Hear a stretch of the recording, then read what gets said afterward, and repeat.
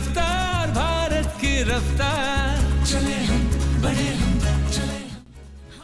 17 सितंबर 2022 का दिन था जब जंगली जीवों के संरक्षण के लिए देश में फिर से चीतों की जनसंख्या बढ़ाने का निर्णय लिया। चीते भारत से विलुप्त हो चुके थे। ये आज नहीं बल्कि चीतों को दोबारा लाए जाने से 75 साल पहले हो गया था। चीता को धरती पर सबसे तेज दौड़ने वाला जानवर कहा जाता है। चीते 100 किलोमीटर प्रति घंटा से भी अधिक की रफ्तार से दौड़ सकते थे। विशेषज्ञों की निगरानी में हिंदुस्तान के अंदर चीतों की तादाद बढ़ाने की कोशिश की जा रही है। इसी के तहत राष्ट्रीय बाघ संरक्षण प्राधिकरण ने बाकायदा चीता एंथम लॉन्च किया है।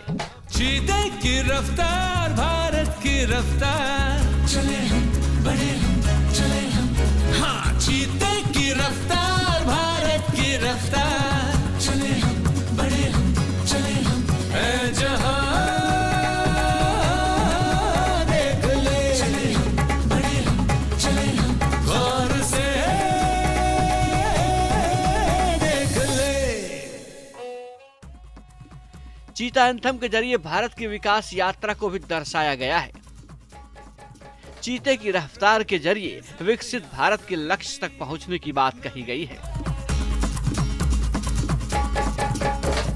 प्रगति के साथ यहाँ प्रकृति, नवीनता के साथ है धरोहर भी, है शास्त्रों के साथ यहाँ शस्त्र भी, अमृत काल का है मंत्र भी। चीते की रफ्तार, भारत की रफ्तार, चीते की रफ्तार, भारत की रफ्तार, चले हम, बढ़े हम, चले हम।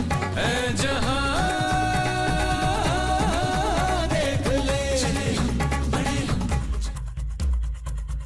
वन्यजीव संरक्षण के लिए भारत सरकार बड़ी मुस्तैदी से काम कर रही है। इसका जीता जागता उदाहरण तेंदुए पर आई सरकार की नई रिपोर्ट है। केंद्रीय वन एवं पर्यावरण मंत्री भूपेंद्र यादव ने तेंदुए पर स्टेटस रिपोर्ट जारी की है। इसके मुताबिक देश में तेंदुए की तादाद लगातार बढ़ रही है।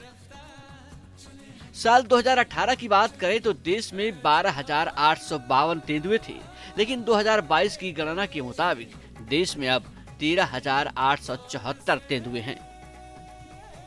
ये सरकार की ही पहल है कि लगातार तेंदुए, बाघ और शेरों की तादाद बढ़ रही है।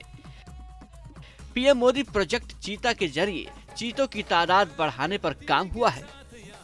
चीता एंथम के जरिए देश में जागरूकता बढ़ाने की कोशिश की जा रही है।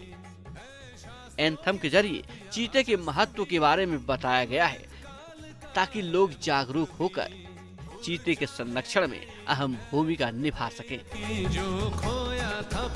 Team news nation.